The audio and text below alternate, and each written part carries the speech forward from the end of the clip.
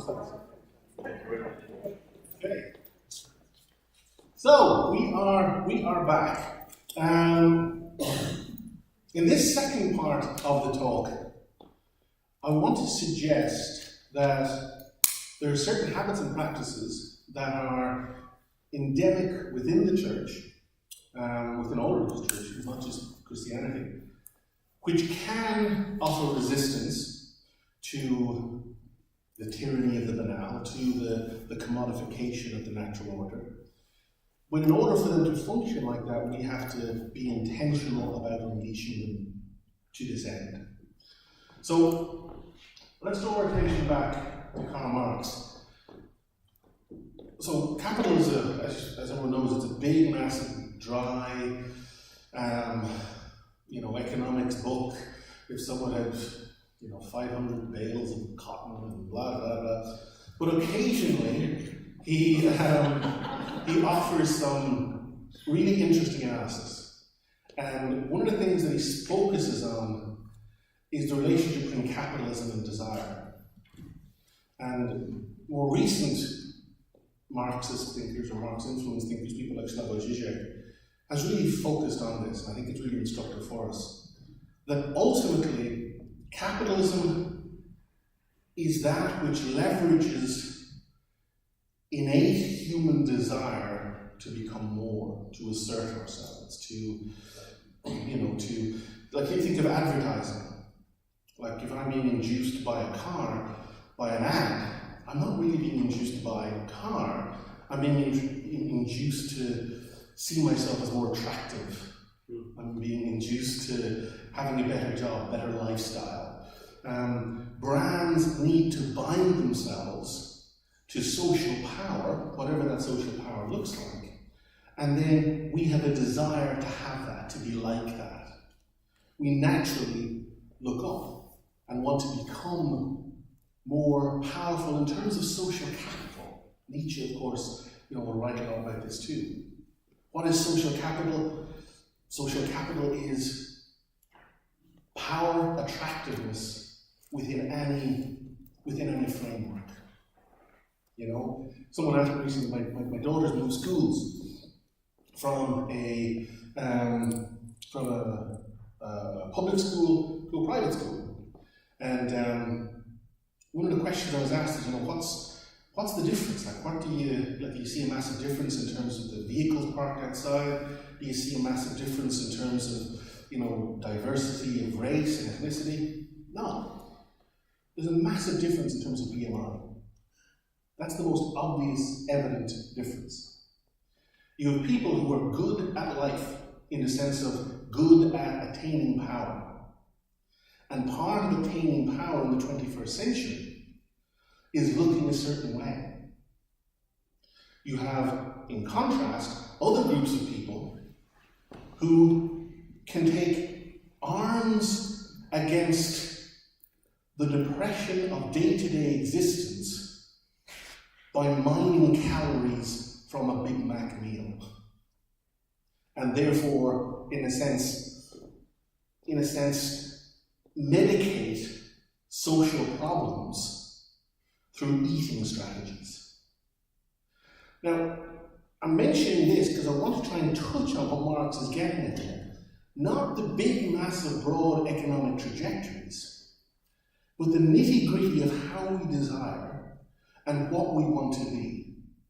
When we close our eyes and think what we want to be, do we want to be loved, desired, lauded? On Facebook, there were two young men from my church who were, from one perspective, complete opposite. And from another perspective, they were exactly the same. One is a guy who is currently in prison. And he ended up in prison. And it broke my heart because it was the dumbest way one could ever end up in prison. He, on his Facebook page regularly have hidden boys hanging out, flashing their signs. And on one particular Facebook update, he had his bed with 2 handguns and massive amounts of weed, and then massive amounts of cash. And the next day, incredibly, the police were at the door. What? How? But another guy, again, part of the same group of kids that I'd given talks to and followed up with for a while after, he was posting these pictures from Haiti. And there was him, building this habitat for humanity. Or there was him surrounded by brown-skinned people and him in the middle. And it was the exact same, that within his community, he was seeking to attain power and to be desired and to be seen as good. Within Darrell's community, he was doing the exact same thing. He was saying, what does my community, subconsciously, what does my community admire? And then he was seeking to embody that. He could never say, oh, will I become a lawyer or a doctor? Forget that. That's not an option. This is an option. And so he was seeking to ascend using the levers at his disposal, and he and Shane were the exact same biological entity, using levers in different ways. And capitalism plays into this. Frankfurt School, Horkheimer, later on Habermas, Adorno, one of the things they kept thinking about was why did Marxism never catch on? Why? The idea was that capitalism is so unjust that people would rise up, that people would naturally overthrow unjust systems, and it would be like dominoes, it would just spread. But it doesn't. And so they're writing in Germany 20, 30 years after the Second World War, and nothing's happening. And Adorno said, how has capitalism managed to take that rage, which people should naturally feel, and absorb it? And he ended up essentially blaming things like rock and roll. This is the time of the punk movement, that sort of young people are just traumatized by anger at the sheer injustice of it. And so they play music extremely loud, and they get a haircut that stands directly up like that. And they get tattoos all over the body, they get piercings all over their body, and they rage against the machine. And they bought the music, they bought the haircut, they bought the tattoos, they bought the piercings. Capitalism gives us the way to do capitalism while supposedly, it's like a pressure cooker. The steam goes out. My kids were desperate for Toms. They didn't know what Toms were, but they knew that that's what cool kids had. They had Toms. And these things were cool because if you bought a pair, another pair went to someone in need. And so capitalism goes, come here, my pretty. I will give you a way of resisting and raging against the machine by being good capitalist subjects, working with the desire which fuels the whole thing, and ultimately paying towards the system.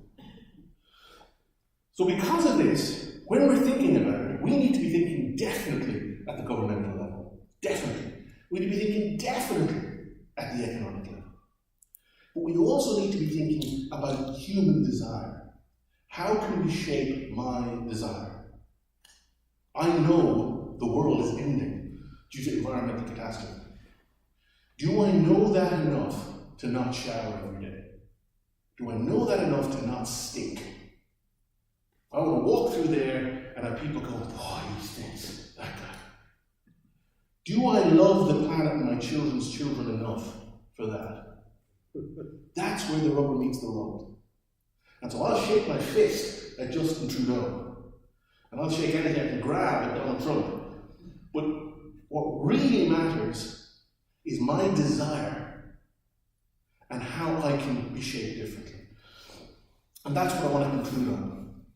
Religions and spiritual traditions are vast machines for shaping desire.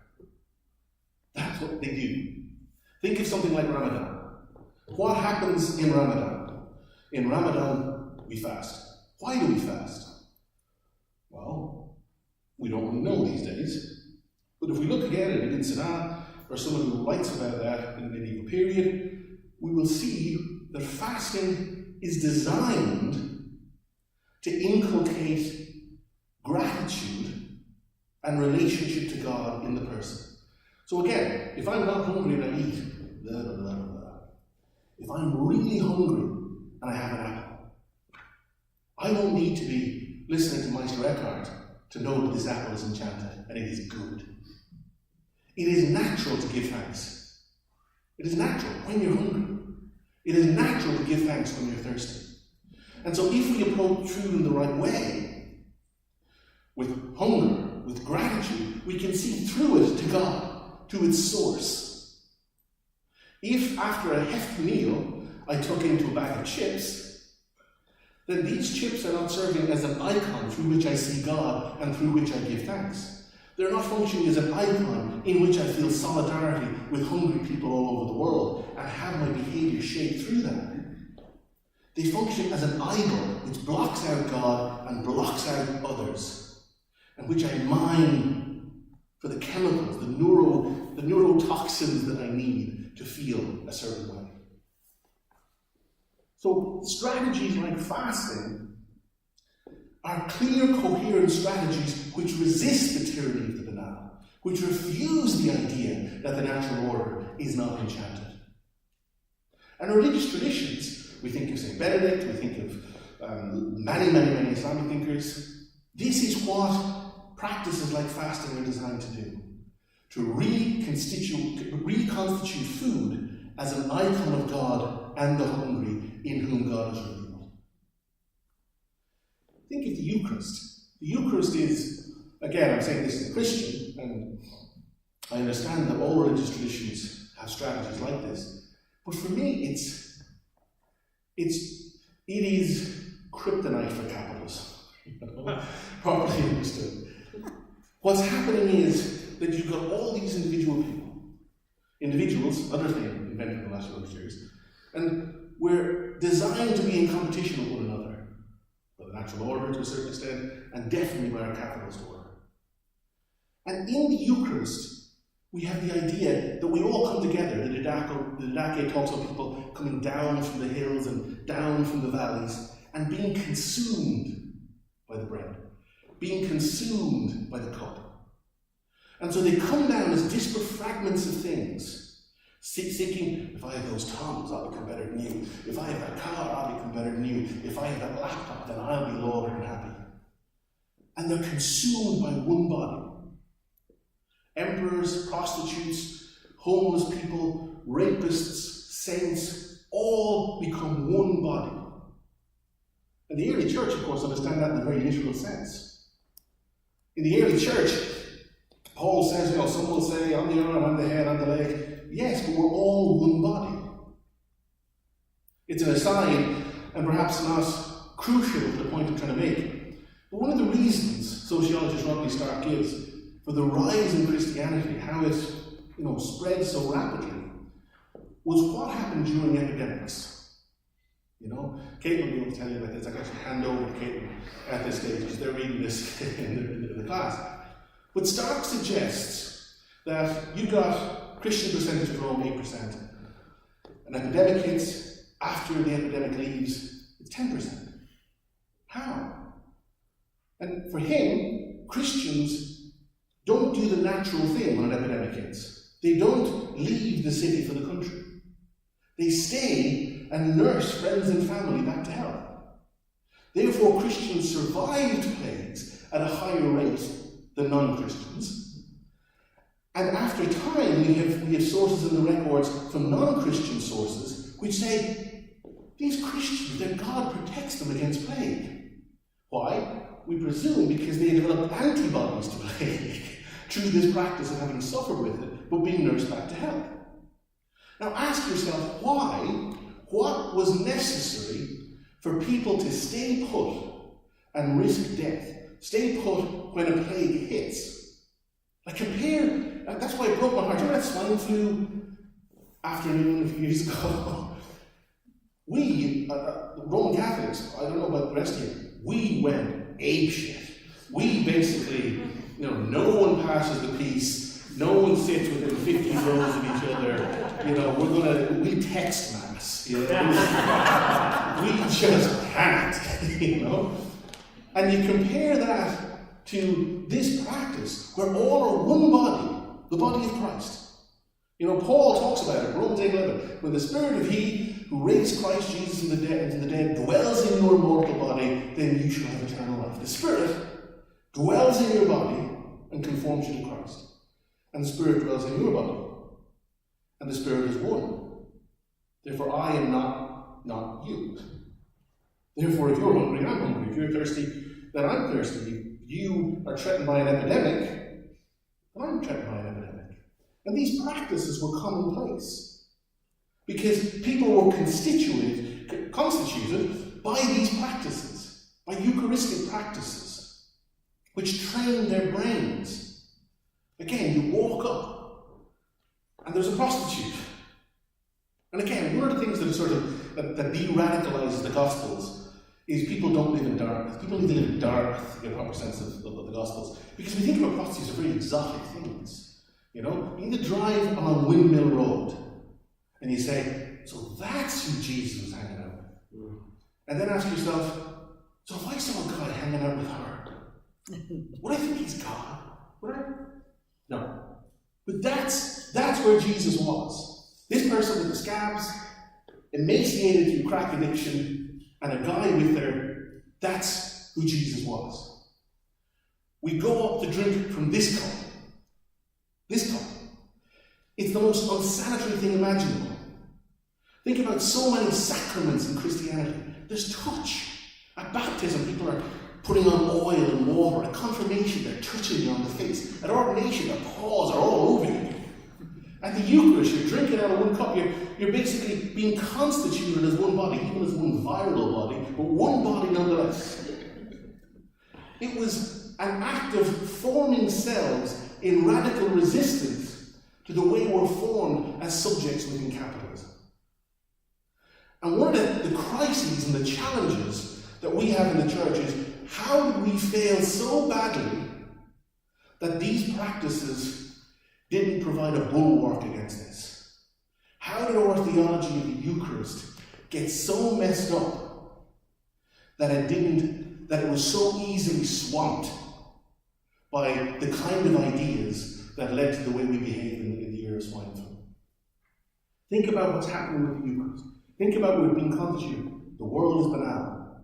Trees are just trees. They're firewood, they're art, they're shelter, they're fruit, but they're not enchanted by the presence of God.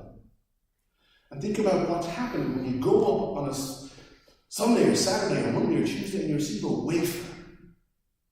A wafer is the most banal thing on the planet. Nothing could be less enchanted looking. It's as close to nothing as you can get. Tastes like nothing, looks like nothing, weighs nothing, it's just nothing. And the people making this movement up to receive this bread in whatever form are telling themselves that rather than being banal, this is the most enchanted thing in the universe. And there is nothing happening on Mars or Jupiter or Saturn which is more spectacular than what's happening right there in that thing. And if this banal thing can be so enchanted, then what about a river? What about a field? What about a tree? The practice, Catholic Bigstock says, that receiving the Eucharist creates a suspicion of all appearances. It says, yeah, they'll tell us that this person is like that because of the way they look. Nothing is like the way it looks. Because this bit of bread, this bit of grape juice, is Christ himself. And so one of the things that I want to suggest is, in addition to big economic pictures, which are vital, in addition to big governmental pictures, which are vital, we need to be imagining congregational communities as revolutionary places where we do stuff that resists the way capitalism shapes our desire. That every day we'll drive past billboards, we'll hear things on the radio, we'll have our desire be directed. And what we do in church are places that are balm against that. And so I think Joshua's story is just so profound. And it's not necessarily an either or. It's perfectly right to want to take a sledgehammer to society and blow it up. Absolutely. Let's do that too. But in addition, we need to recognize the absolute revolutionary act that we do when we share a cup, when we share a piece of bread, and remind ourselves that we are one body, and that you are not me. Thank you.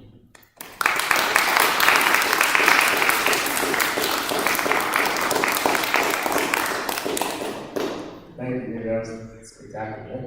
We're doing a little Q&A, so I can you want to stand here? Okay. Be a mic ready for you. Does anybody have any questions, commentary, anything for David?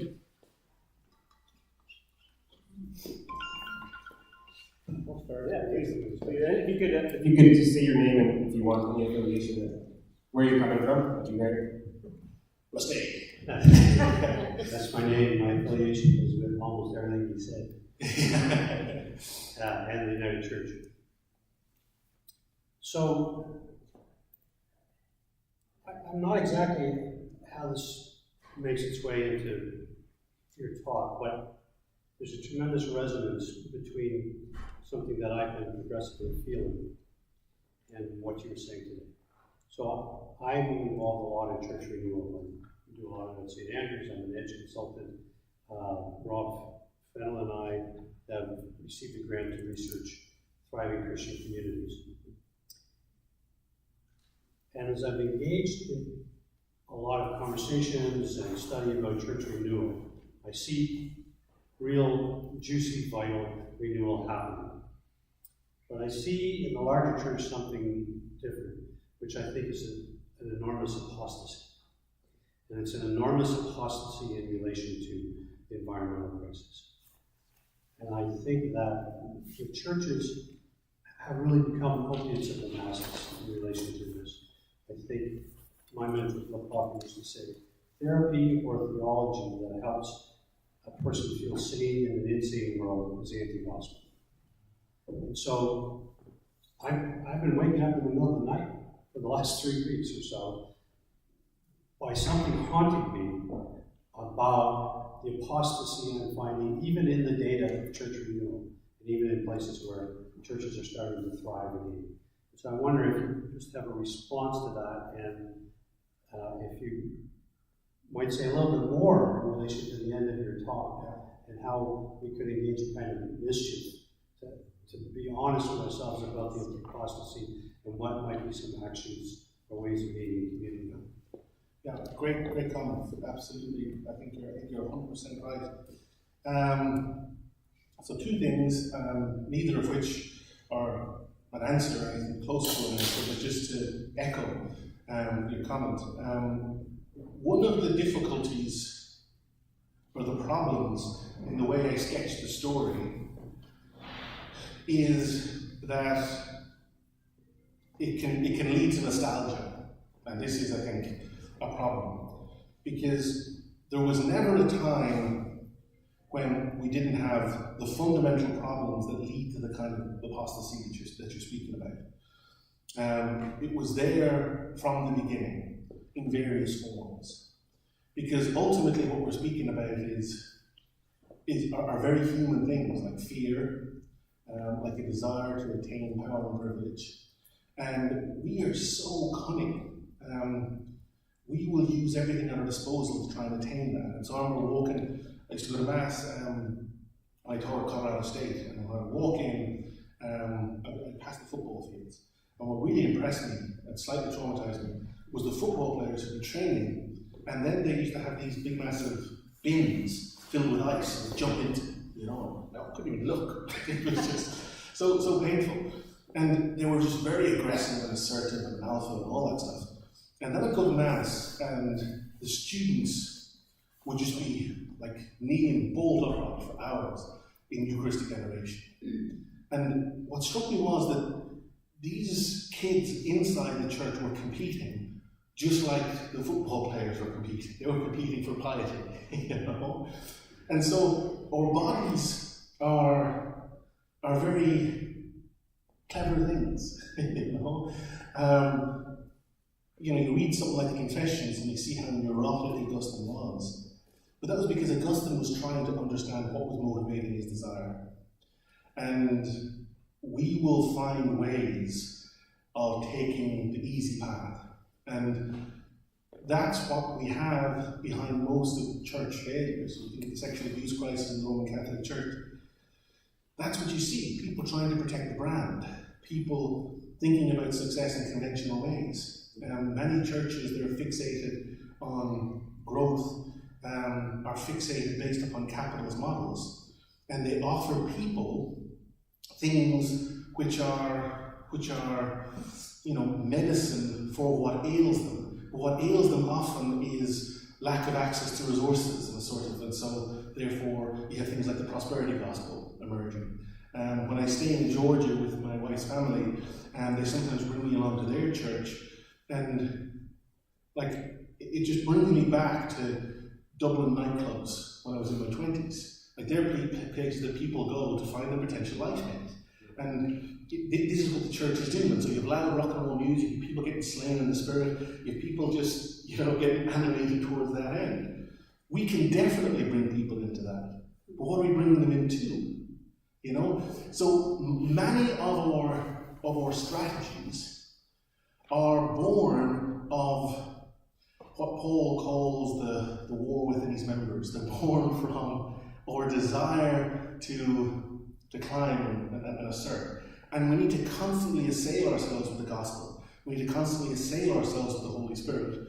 And we need to constantly, I just had a look there, we're doing chapel next week, and the lecture for next Thursday is, about, if whoever, wants to gain his life, they will lose it, wants to take up their cross, That what Jesus invites us to is wonderful, but it's not Disneyland, That the early church, they take up this trajectory, and it leads for most of the crucifixion, It doesn't always lead to power and status, and we Christians are drunkenly emerging from a horrific party called late modernity, when we had power and privilege.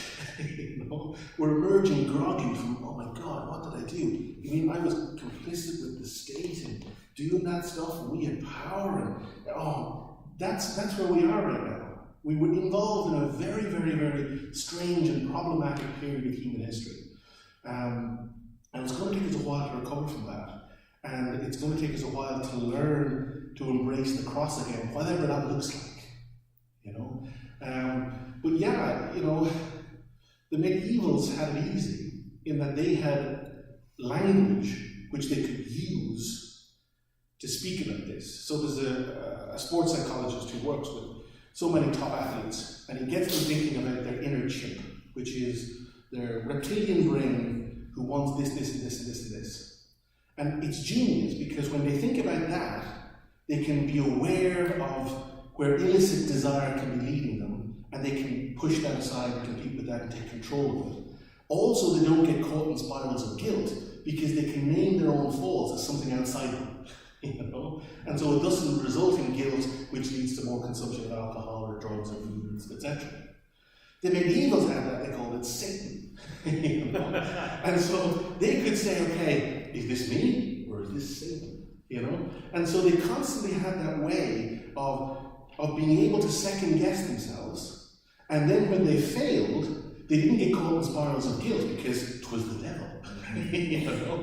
And so externalizing it gave them some kind of power over. This is kind of the logic of therapy or the logic of confession too. You use words to name it and therefore get some control over it. So somehow in a post-demonic era, or in an era where we find it more difficult to speak in this language, we need to find ways of being more critical about our strategies and enabling what Christ is calling us to do, to stand a chance against our desire to be loved and affirmed and lauded and successful and powerful. Because I know every day of my life, if I make 100 decisions, the majority are probably because I'm trying to find affirmation,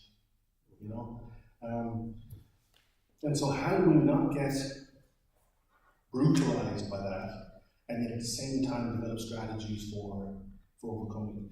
And I think that many traditions of prayer, many traditions of meditation and contemplation, many sacramental practices are designed precisely to do that. And so that's one of the challenges we have moving forward, that if it's a strategy for growth without strategies for reflection, prayer, contemplation, meditation, I think it will naturally go pear-shaped. You know. I promise. Sorry, any other questions? Any great papers? Got good answers.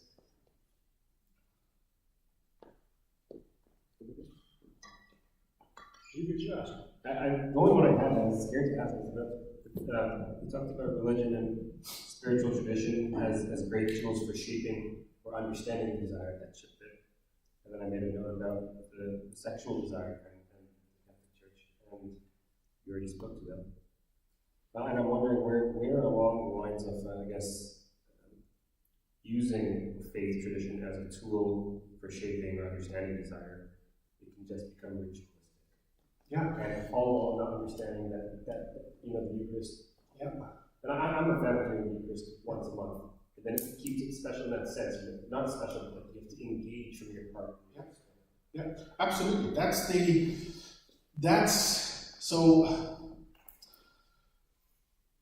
So if you go to the gym every day, it's a good thing for you, and it shapes your body, and it shapes your muscles, and it gets the chemicals going in the right and good way. The danger in spiritual practices can be that it becomes habitual and ritualistic, and liturgies usually seek to incorporate strategies for overcoming that. You know, so if you think of the Anglican liturgy in the Book of Common Prayer, it basically, challenges people, who dares, come forward here. That all the week or the day or the month or whatever leading up to it, you're trying to prepare yourself so you can commune with this thing. You're trying to make yourself into that shape in anticipation of reception. And in the liturgy, like it says, that if you haven't, or if you don't, or if you don't really want to, well then this communion can't happen. You can have as many wafers as you want, but if you're not living the life, you're struggling to commune. There's very few traditions which say that the Eucharist is magic powder. It's not that, I don't care about the environment, I'm violent, I'm rabidly capitalistic, and somehow the Eucharist will just fall on me, and all of a sudden I'm magic. That's not how it happens. How it happens is, do you want to be one with this? It wants you to be one with it. You want to be one with it.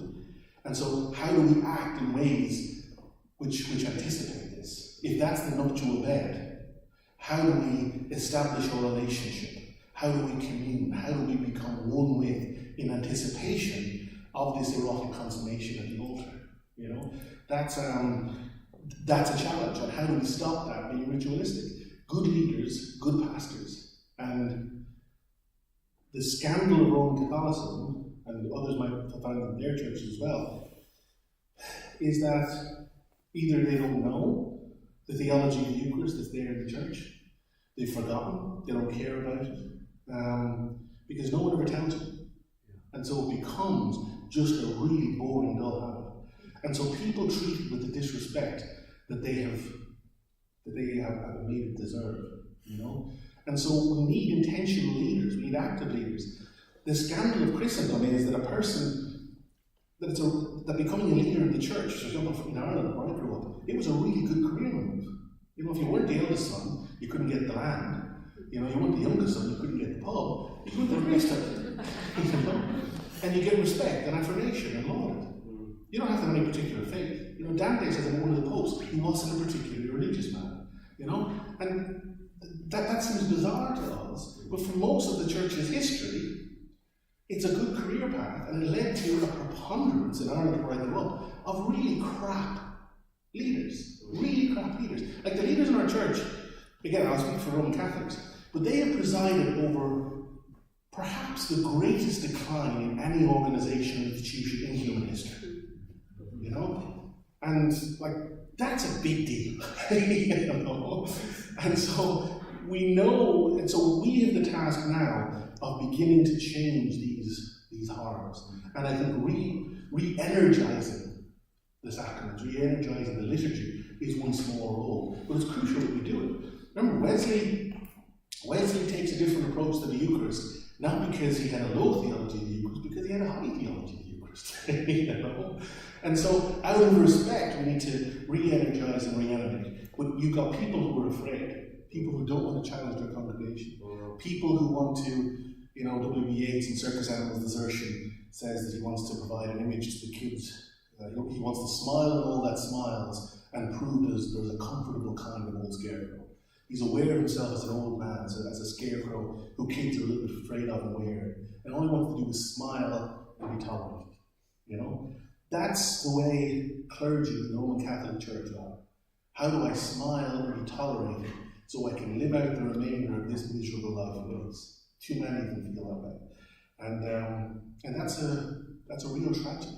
But it's our task and future generations' task to say, look, it's like to unleash the dynamite that is in the churches, that is in our spiritual practices, to unleash them, you know? And I think that's our hope. You know, that's the hope. Last chance, anybody? Yeah, here. Thank you. That last question sort of set this up. I was thinking about it before. So if we're talking about creating revolutionaries in our churches or communities, and we know how that's related to Jesus somewhere. Yeah. What's the first conversation?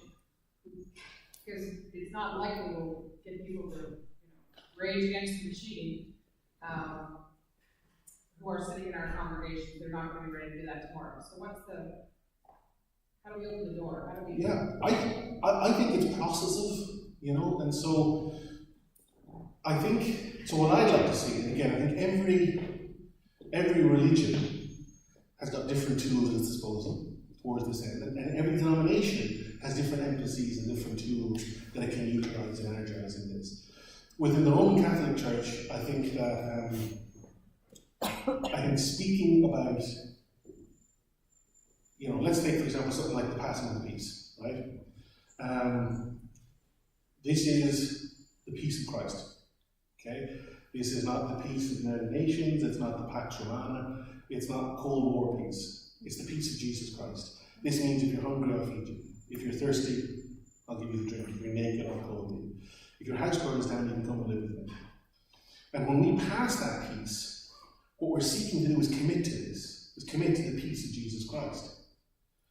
And I think one of the first things that I'd like our priests to do is to say, this is what you're doing here.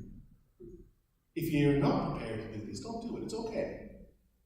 You know? And so, what our priest will say is, you know, stand up and greet your neighbor. How are you doing? Nice to see you.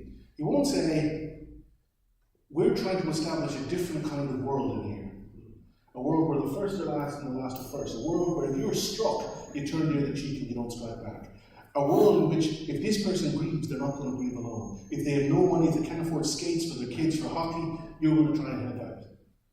If you're committed to this world that we see in Jesus Christ, be part of this peace and battle. Challenge them. Make them mentally say, you know, if you're hungry, I'll feed you. If you're thirsty, I'll give you the drink. And it's perfectly fine if they want to sit in their hands. You know? They're still welcome, they're still more than welcome, but we need to be challenging people to realize, look, you're coming along to this thing, and you're doing these revolutionary things, and either you're treating them like shit and not taking them seriously, or you can enter into this really dangerous life, in which there could be a stranger next to you who's on crack, and you're reaching out your hand and you're saying, buddy, your problems are my problems. You know, and invite them to this life less ordinary. And I think even starting slowly, there'll be a lot of people who go, okay, shit. You know? And maybe they'll want to take this first step in a relationship with Jesus Christ, you know. But I think that's the way. And again, so people often think about challenging congregations is by saying, well, if you're, you know, living with someone outside of marriage, you're going to be shunned. That's not challenging religion, you know, that's just an asshole. I think challenging congregations means this is the life that Christ has given us towards. Do you want to commit to it? You know, do you want to, and if you can't shake hands with someone this week, fine. Pray about it, think about it, maybe next week, maybe the week after, and then reaffirm that and get into the practice and tell them what becoming one body and blood in the Eucharist is, what it looks like. You know, tell them, you know, because do you dare approach this altar? You know, are you willing to become one body with this guy, this guy, this guy, and that guy who you hate? You know, are you willing? And I think if you invite people to that, not only will they begin to do it, they'll tell their friends and say, "There's crazy shit happening here." You know, what is it? It's communion. What? You know, and I think over time then it shapes the brain. But yes, you're right. It is a slow process, but I think part of it is just about removing the veil and saying, look, we've made conventional Christendom-style habit out of this thing, and we're sorry for it, and we beg your forgiveness for it, and now look at actually what it is. You know? And I think if you do that, you know, the Holy Spirit will be there. I think. I wonder sometimes if the concept of service actually breeds it takes the dignity away. So I'm serving you, therefore I am serving you. So I just think that the concept of service is to invitation or I can join. I don't know what the right thing. No, I think you're right. I think we've got to, and different words are going to function better in different contexts as well, which is very true as well. Yeah. Well, this is just small, this is just a small little thing. Note when you were saying about the patience of, you know, maybe next week you'll feel a little different. Made me think of Thanksgiving dinner when I was there beside my granddaughter and she was poking at one of her vegetables and she said she didn't like that. And I said, well, that's only because you're 8. When you're 9, you will really love that, you know. Exactly. Like again, one of the other bad things we do in the modern world is we think that the Christian life is ideals, when essentially it's a lived, embodied reality. And so change is not thinking this or thinking this or thinking this, although it is those things too. It's changes in our bodies. It's how do we desire differently? How do we see someone on Linden Road and not instinctively go the other way? Yeah. How do we, like Christ, become drawn to that person in love? You know? And that's a journey that hopefully we're all on. So for those people in the pews who can make the first step, you know, to us who are trying to make steps that are just as tough to make, we're all on that journey, you know. Thanks, Josh. Please help me make